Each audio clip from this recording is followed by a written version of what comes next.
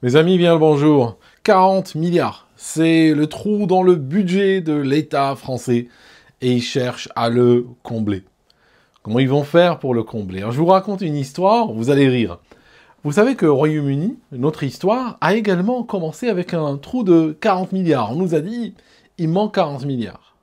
Aujourd'hui, nous avons le niveau de pression fiscale le plus élevé depuis 1945. On parle même de raid fiscal. Un truc important. Le Royaume-Uni aujourd'hui, depuis qu'il a soi-disant quitté l'Union européenne, il sert de laboratoire. Ça signifie ce que vous voyez ici. Vous allez le voir assez rapidement en France. Et je constate ça avec énormément de petites et de grandes choses. Et quand j'ai vu les 40 milliards d'euros, j'ai pensé exactement à ce que nous avons eu ici. Ce qui est extraordinaire, c'est que au Royaume-Uni, comme en France, on trouve très facilement l'argent pour les problèmes qui sont à l'étranger, pour les problèmes qui sont ailleurs. On va toujours trouver de l'argent, on va signer des chèques tout de suite. Quand il s'agit de problèmes locaux, bah, on va pas imprimer l'argent, on peut pas le créer, il tombe pas du ciel. Il faut taxer. Alors, je vais vous dire la situation ici, et ça sera probablement et vraisemblablement la situation française. C'est dans cette direction que ça va aller.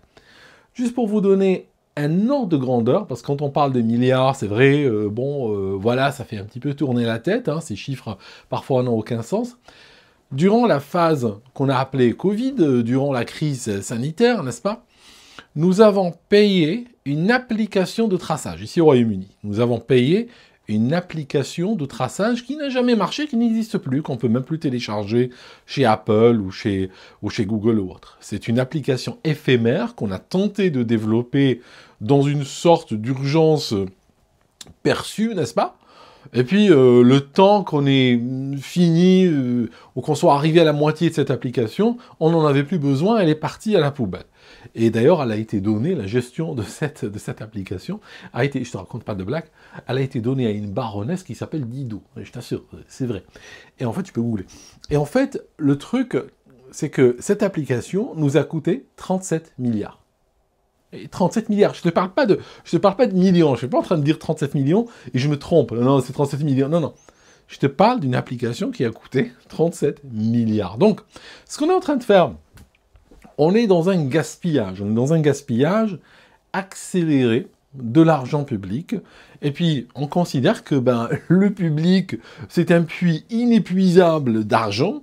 Donc, ce qu'on fait, c'est que on pompe cet argent, on le gaspille comme bon nous semble. Dans le passé, il y a des révolutions qui ont éclaté pour des pressions fiscales, et c'est des périodes que nous décrivons avec des mots terribles, avec des mots odieux, on parle d'esclavagisme, on parle de féodalité, on parle de choses comme ça, alors qu'il y avait une pression fiscale beaucoup plus faible que maintenant. Ça signifie le prélèvement, ce que l'État prélevait, et je ne parle même pas du prélèvement des entreprises, je ne parle même pas des prélèvements des forces de l'argent, je suis juste en train de parler des prélèvements étatiques.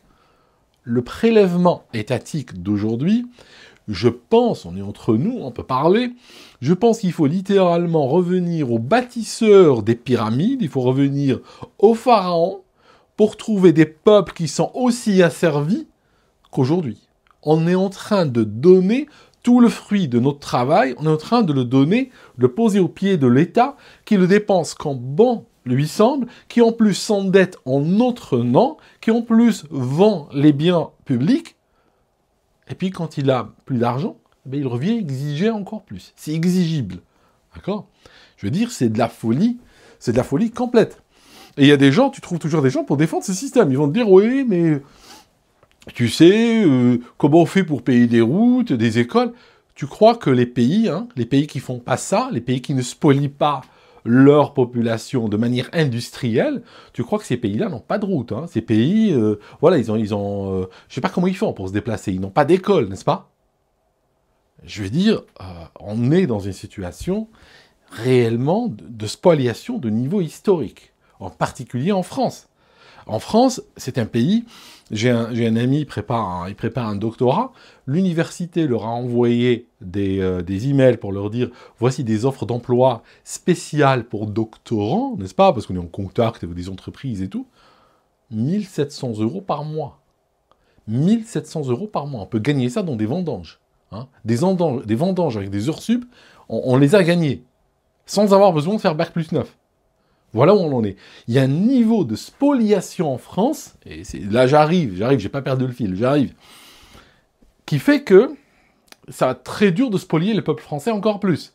Parce que nous, au Royaume-Uni, ce qu'on avait, on avait une fiscalité, je parle dans le passé, on avait une fiscalité qui était plus basse que la fiscalité française, qu'il est d'ailleurs toujours. Mais aujourd'hui, on a eu une explosion, on a eu un raid fiscal, on a rejoint l'Allemagne.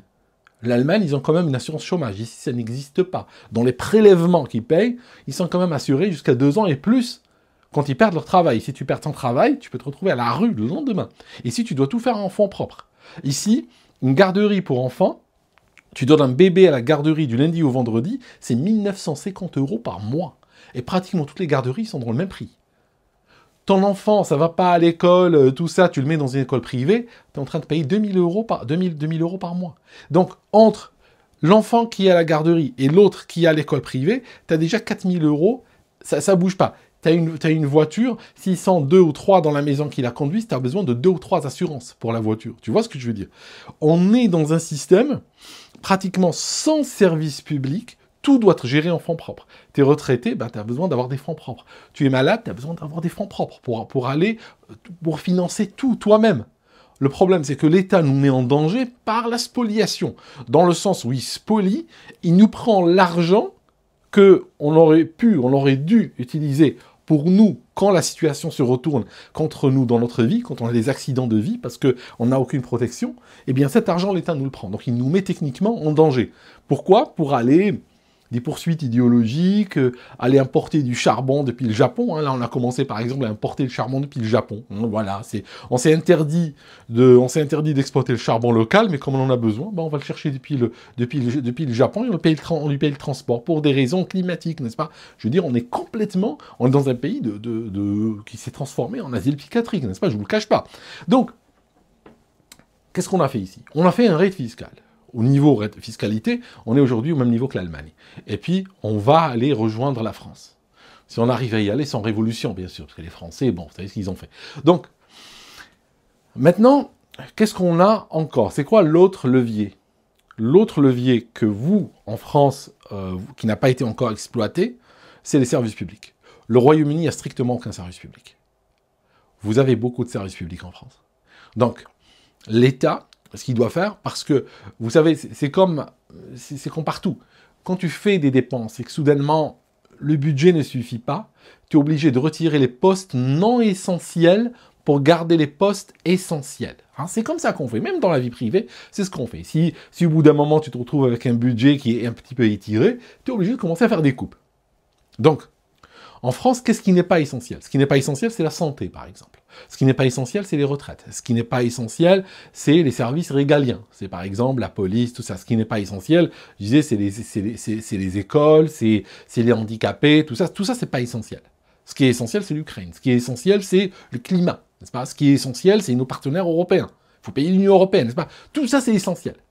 Ce qui n'est pas essentiel, c'est tout ce qui concerne le public français. Donc, en France, si vous voulez, vous avez, je pense, à mon sens, vous avez très peu de marge pour une augmentation des impôts comme au Royaume-Uni. Ça peut toujours augmenter, mais ça va être très dur d'aller beaucoup plus loin.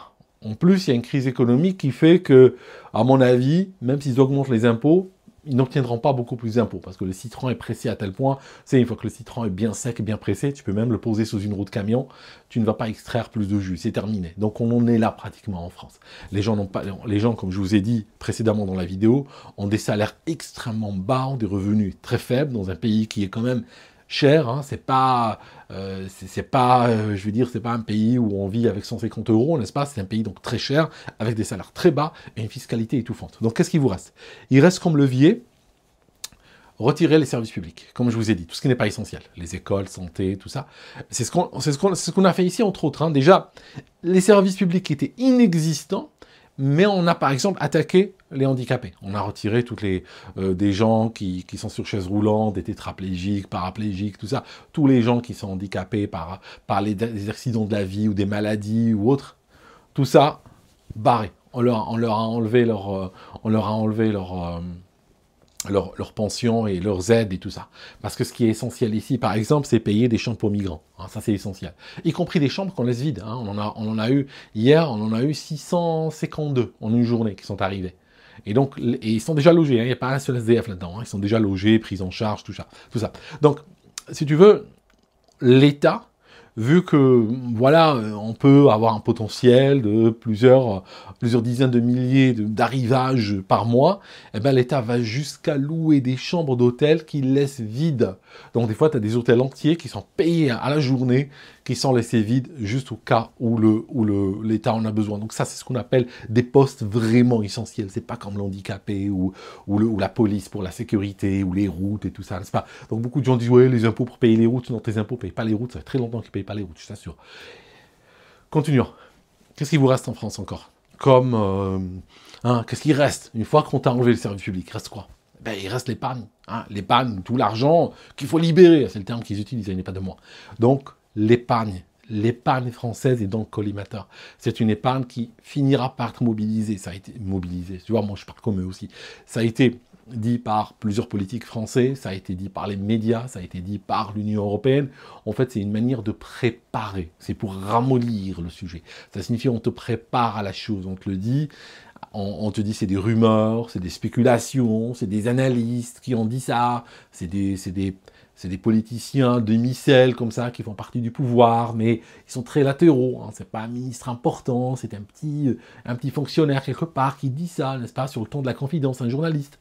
Mais le but, c'est des fuites, c'est de la propagande en fait. C'est des fuites ciblées, c'est des fuites programmées pour que on te prépare et on sente un petit peu ce qui va venir.